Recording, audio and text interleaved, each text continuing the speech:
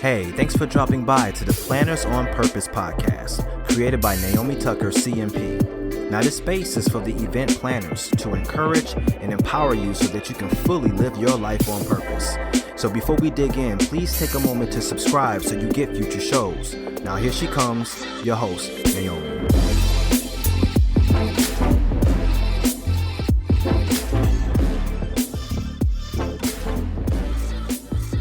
Well, hello, everyone. Welcome again to the Planners on Purpose podcast. I'm Naomi, your host, and I'm excited to be here with you today. We are going to talk a little bit about requirements to become a certified event professional. In my last couple episodes, we've been really talking about the journey of standing out as an event professional. And one of those ways to do that is perhaps getting a certification or a designation. In one of the previous episodes, I believe it's the episode prior to this one, I shared my journey in brief about how I became a certified event professional and all of the elements that was going on in my life. However, I overcame that and still was able to achieve my designation. And I want you to achieve what you want in your event planning career as well. But first, let me introduce myself for those of you that do not know me. Hello, I'm Naomi Tucker. I am an event professional turned high performance coach, and I intentionally work with ambitious leaders like you in the event planning space to build effective time-saving and leadership strategies so that you can manage your many commitments and love the lives you lead. I empower you to be a planner on purpose. To live on purpose means to intentionally develop self-mastery, to be confident in the goals that you have set for your life, and to be a force in moving forward to keep it. And this podcast is all about highlighting those intentional steps we take in our lives, story of other event professionals, and give some strategies to help you along the way on your self-discovery journey. So we have a little bit of everything, and these last few episodes, we've been delving into the concept of standing out and maybe getting some type of certification and designation to help you stand out and to increase your knowledge in a particular area. I'm really excited to just talk to you a little bit about the CMP.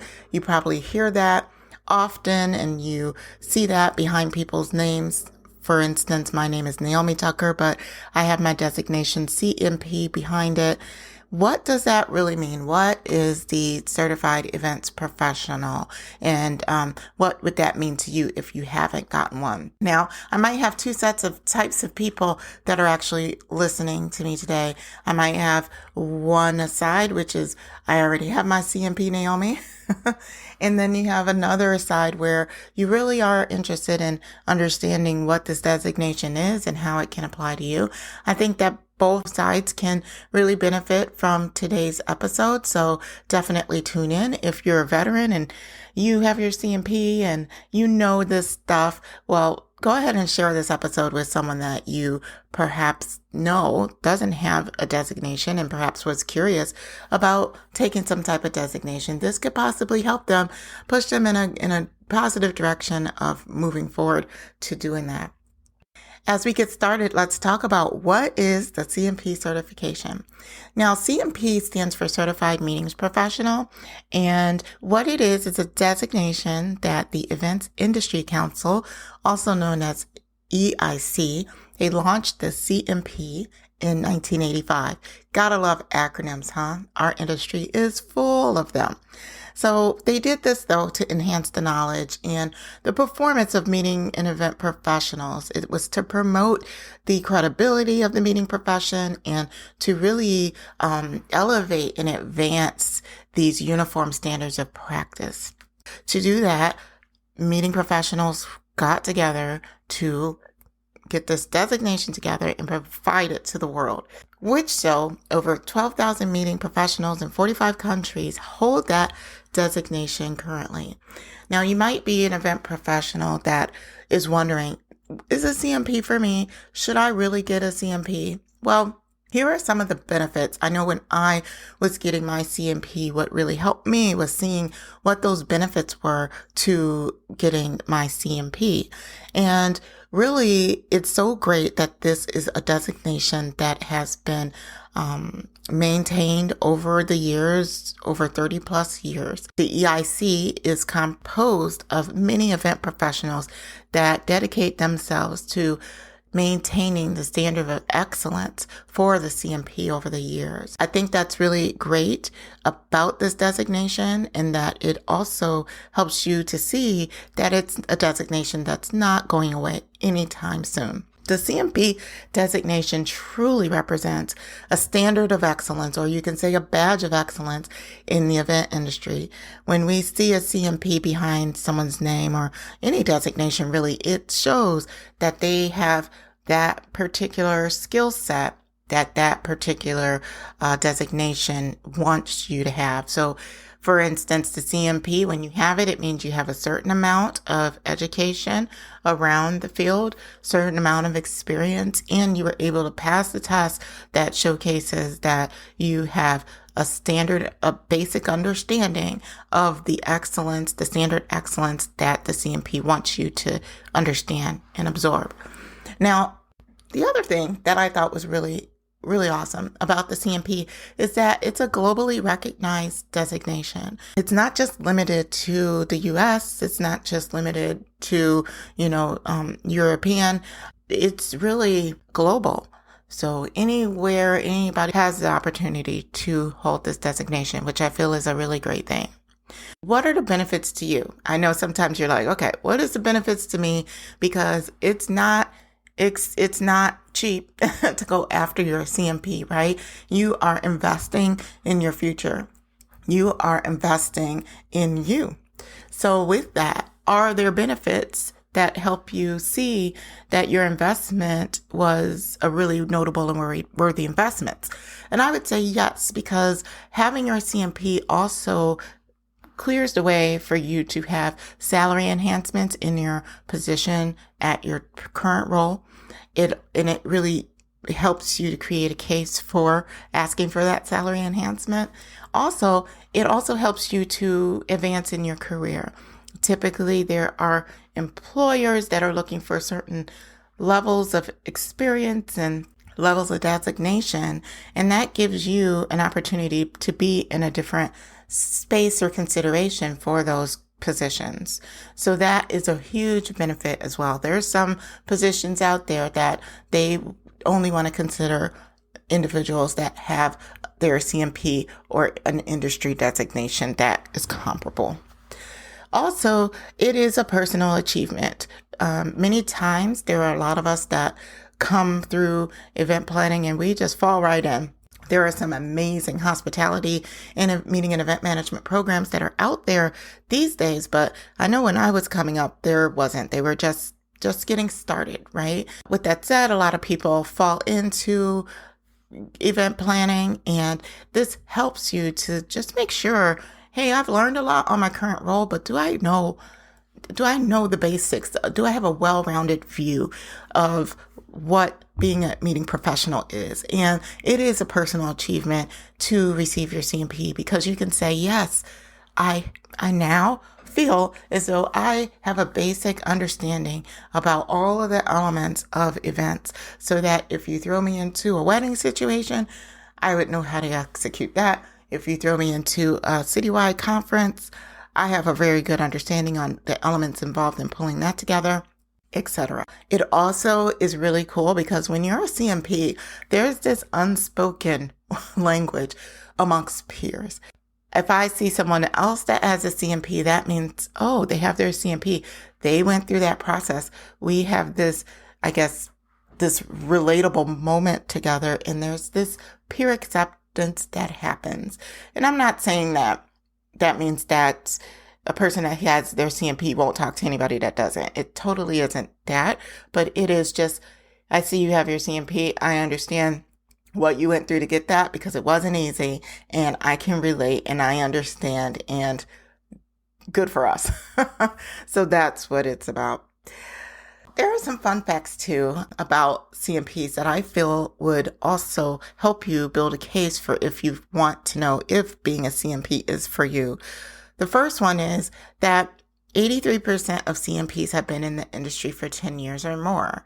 I thought that was pretty decent, because in our industry, there can be so much turnover. So many people are getting out of the industry, but to know that those that have their CMP, they feel confident in staying in the industry. They are basically secured to a foundation of a longer plight in the industry, and they are retain themselves longer in the industry. 72% are in managerial roles or higher. That is really great too. It also helps give some substance to the career advancements that I talked about before. That's a benefit of the CMP. The fact that 72% are in managerial roles speaks to that there is a lot of CMPs that are able to have some type of career advancement and promotion and get into those managerial roles or higher. And 98%, now that's almost 100, y'all. 98% said they're satisfied or highly satisfied with their careers. So if you're a CMP, it seems as though CMPs love what they do and they're in it for the long term. So I thought that was some great fun facts about CMP. So if you are a driven individual who's really excited about their career and really wants to make this career a long term for yourself, getting your CMP definitely is something that you should do. Now, I hope that helps you say, I really want to go after this CMP, and how do I do it? What are the requirements of going on this CMP journey? What is my path? Well, I'm going to tell you, and it's just going to be 2 quick steps, right? For all of you all who are listening and you're hearing me say 2 quick steps, I'm pretty sure you're like, oh yeah, it's not really 2 quick steps, Naomi. But really, it can be summarized into 2 key components. The first one is you need to complete an application to demonstrate your eligibility.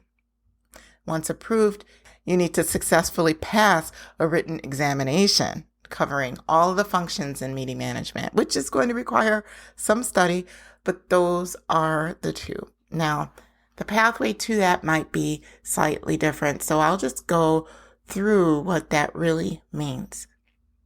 Going through your CMP journey, the first step is determining what are the eligibility rules, because quite frankly, not everyone has the experience and the education to be able to get their CMP. So I just want to share with you what that would be. And the first one we'll delve into is the type of professional experience that you need to have. When you break down professional experience, EIC is looking for you to choose one of these 3 options. The first option is you should have 36 months of experience full-time in meeting, event management, exhibition, hospitality, and the tourism industry. You have to upload your application, and your application or your resume should demonstrate that you have that ability in the event industry, and they can ascertain 36 months of experience from your resume. Option 2. You need to have 24 months of experience and an industry degree. So you can have an associate's degree or higher in the hospitality, tourism, event management field, but you also need to have 24 months experience in the past 5 years. They don't have to be in consecutive months. So that's option 2 for you. Option 3 is having 36 months as an educational instructor. So if you're an educational instructor listening to this, you just need 36 months of you being a full-time instructor of a meeting, event, exhibition, hospitality, tourism management program. And you need to upload all the documentation to support that.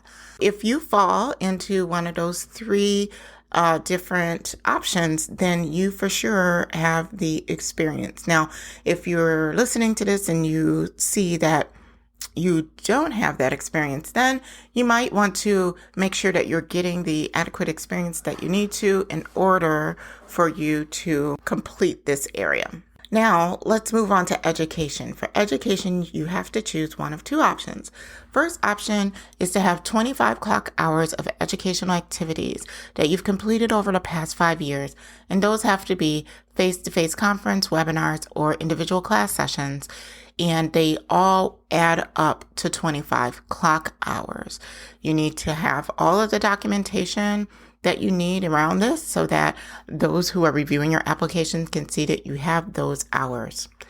Also, Option 2 is you can also have an industry internship that has taken place in the last 5 years, but also represents a minimum of 200 hours of work experience in a professional organization and through an accredited educational institution university, right? We need to make sure of that too. So this is an area that when I started to take my CMP, I had to go back into my archives.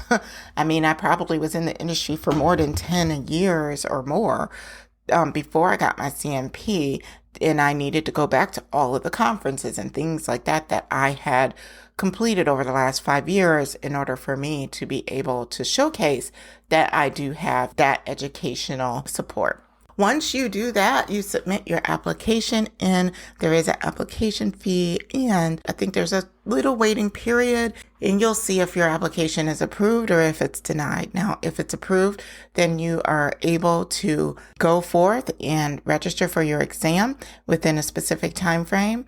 And if your application is denied, you will have to go back to the drawing board and make sure that you have the requirements that are needed in order to submit your application again. Okay. So that's what it's required to do your certified meetings designation. And once you are approved and once you start to study for your exam, I invite you to be a part of the CMP study group. That would really help enhance your learning. Planners on Purpose does have a study group that you can participate in. You can go to plannersonpurpose.com/CMP and you'll be able to see all the information surrounding that study group. But having a study group and some accountability partners is going to be super helpful with you being able to pass your CMP. Well, I don't want to have this get too long, but I wanted to make sure that I shared those eligibility requirements with you. I hope that helps give you a little bit more of a well-rounded understanding about the Certified Meeting Professional designation, what are the requirements, why you should apply, and how you can be best supported on your study journey.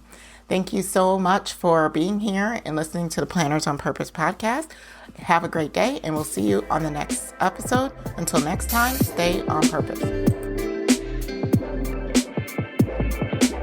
Well, that wraps it up for this episode. If you enjoyed the conversation, hit the like button and tell us how much you enjoyed the show by leaving a message in the comments. Thanks for listening, and we'll see you next time.